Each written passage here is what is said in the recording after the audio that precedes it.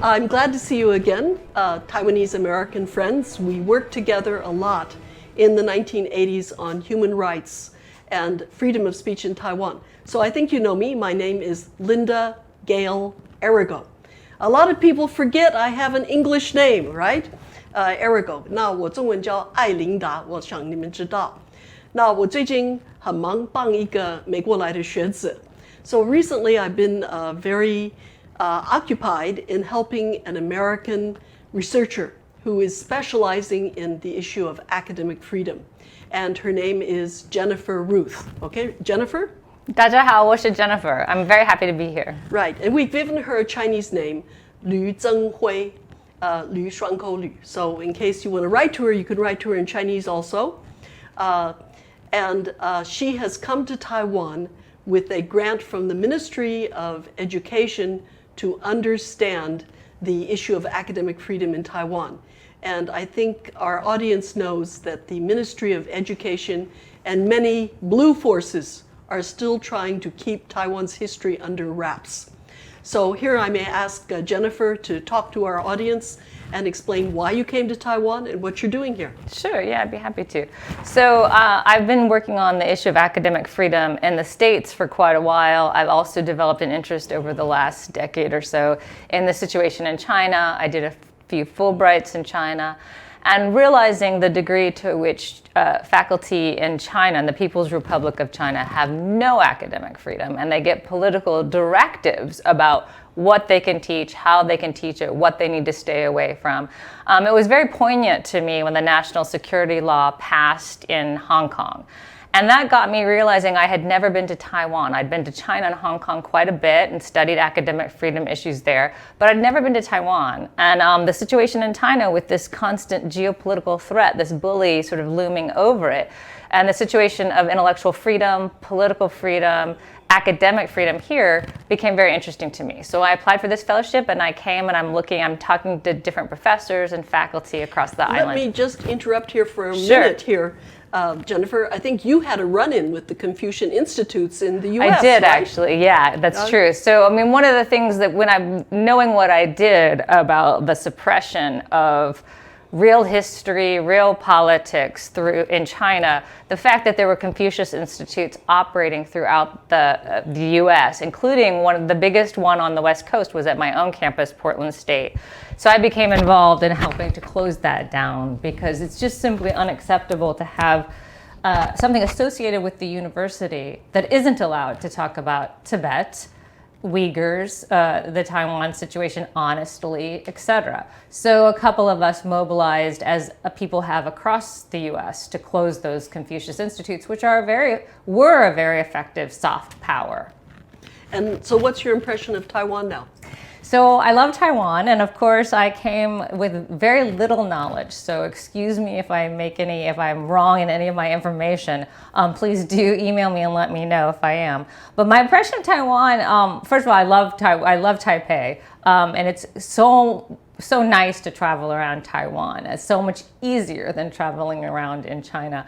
And it is a very free country in many respects. What struck me, what I've begun to understand, is how compressed and how recent those changes have been, and the end of authoritarianism and the lifting of the martial law in 1987 is not that long ago in the scheme of things. And so getting a deeper understanding, an understanding in the first place, I didn't have much of any understanding, getting an understanding of how that has played out, the emergence of a Taiwanese identity, the idea that history didn't begin in 1945 or 1947 or 1949, and that there were people here quite a lot earlier, and the island has a history. That's all been very interesting in realizing the politics. You realize this history now, but what about people here? It seems that this history has not been taught until very recently. Yeah, okay, so I think that it's been very striking to me, and one of the things that we're going to talk about in a minute is the situation of what I like to call subnational authoritarianism. Some people are calling it proto-fascism or authoritarianism in the States, and the attempt to try to control what we teach and how we teach in the United States.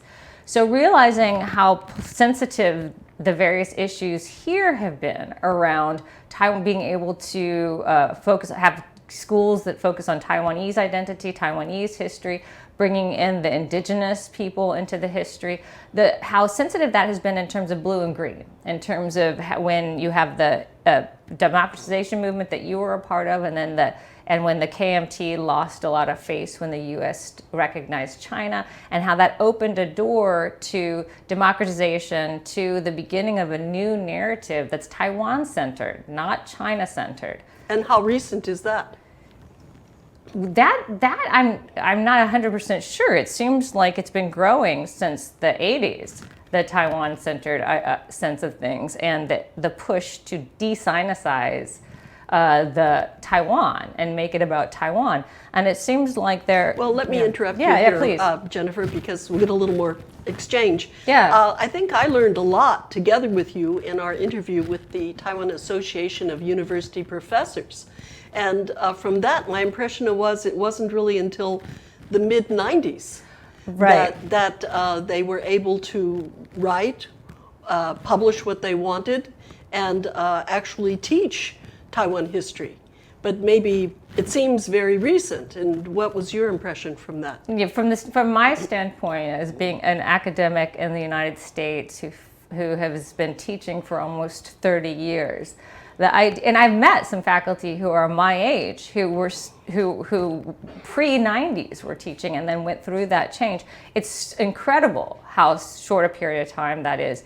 That in that 2000, Chen Shui-bian, you had as recently as 2000, you had your first Democrat. Well, 96 was democratically elected, but the first green Taiwan-focused person. So the changes around textbooks, the changes around funding resources for Taiwan, Graduate Institute of Taiwan History, et cetera, that's all very recent. And the academic and the move on the campuses for academic autonomy from the state is 1994, it sounds like.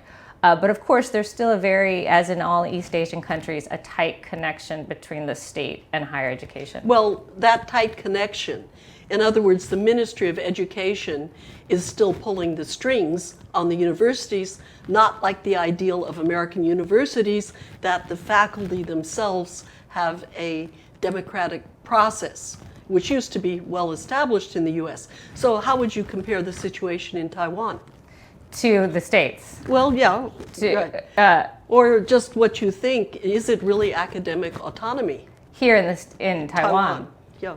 Well, it seems like it's still pretty precarious in large part because of the geopolitical threat from China and the fact that if you have a democracy is a fragile and vulnerable thing precisely because people can change who they put into power. And if you put into power someone who's going to be sympathetic to China, you put into power someone who's going to increase trade after the Sunflower Movement seems like to me an extremely important moment, an extremely important shift to protect Taiwan's intellectual and academic freedom from Chinese disinformation, Chinese influence, and Chinese economic power. So it seems to me that it's still very precarious because it depends on so many different factors and in terms of Taiwanese politics. So change in who is in government, it could change how textbooks are written. And that's a very dangerous thing. And that's actually exactly what we're experiencing in the United States. I see.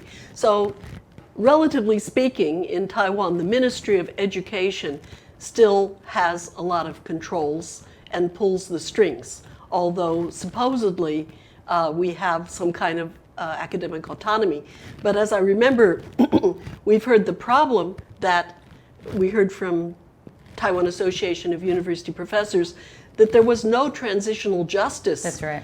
Before the self-governance of the university was set. So actually what we call the blues, the conservative forces, are still pretty much in power in many of the major universities. So even as the population in general, survey after survey shows that they're pro-independence or status quo is by virtue of not wanting a war, but that Taiwanese identity is more and more solidified and consolidated, and the sense that there's a separate history, that it can't be subsumed by China, and it's not one and the same as China's history. That is more and more the case among mainstream is not necessarily the case in higher education so much because of this hangover, because of the fact, as the Taiwan Association of University Professors explained to me, after the 1994 Academic Autonomy Act that separated universities from the government, that's great, but there was no transitional justice. There was no moment that looked at the overwhelming way in which disciplines, curriculum, everything had been set on a China model, on the sort of previous delusions of the KMT. And so the KMT's propaganda still has a very strong hold even to this day, because many of the most elite faculty who run the different sort of grant gatekeeping roles, they were educated during that time. Well, Jennifer, you've done a lot of interviews. Have you seen this yourself? The sense that there's still a conservative mindset in the major universities? No, Okay. I have not, because the people that I'm talking to are either they typically are more on the pro-independence side, or they're doing the kind of work that's considered somewhat radical. So they're not going to be, they're not conservative in that sense. Okay, but you've heard this critique. I've heard this critique from many places. Well, and it's clear from studying just the last 2 decades in terms of the different battles around how we name things, how we write the history that our students are reading, whether funding is going to go to a Taiwan department or a Chinese department, etc.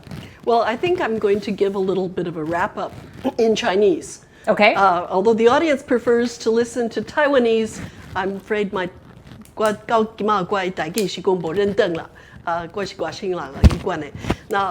I'll speak a little in Mandarin and give a little bit of wrap-up of what Jennifer has said at the end there. 就是他很长久对言论自由，还对特别学术界的教学自由都非常关注。他有写这么一本书，其实不止一本书。那他也是参加这个 American Association of University Professors， 他也是美国的高等教育的教授的学会里面的一个重要的人物。那他这次来台湾特别是外交部有给他一些资助，让他来台湾2个月去了解台湾的言论自由。那么可就是知道台湾大概是90年代，差不多是特别是1994年的教改以后，才真的是要树立这个学术界要自主跟教学的自己安排的这个权益才固定了。可是台湾有个问题，是因为1994年都还没有转型正义，就是说基本形态还没有改，教育界基本还是最有权威的部分，还是比较老，从戒严法时代的教育出来的。所以其实它的这个教改的作用是让老一派的在学校里面更巩固它的势力。那我们现在看是对台湾历史，特别对台湾历史对台湾语言的使用各方面有一个阻力，就是很多人还不喜欢说以前的戒严法的这个政府镇压言论自由这种事情，不喜欢他能出面或者他能有协作。那所以是各方面的拼钱的啦，拼教授啦，或者说分一些研究金，都是会有一些偏差了。那台湾现在很多方面教学历史几乎也是在走下坡了，我自己也是稍微有认识一点这种事情了。那么可能我想我们还是继续要警觉了，对言论自由，对学术界。那下一节我们要讲美国的，特别他在美国方面的经验。Okay, thank you. So we have another section to go.